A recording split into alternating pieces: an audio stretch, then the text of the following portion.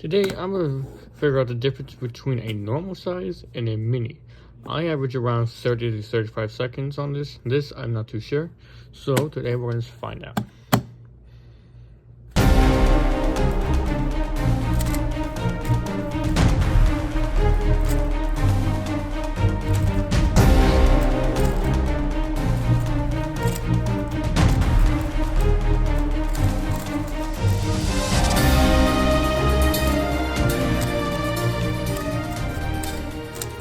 Damn it. 39 seconds. Bad. Could have been faster, but it's not locking up. 26 is right there, goes. Turns.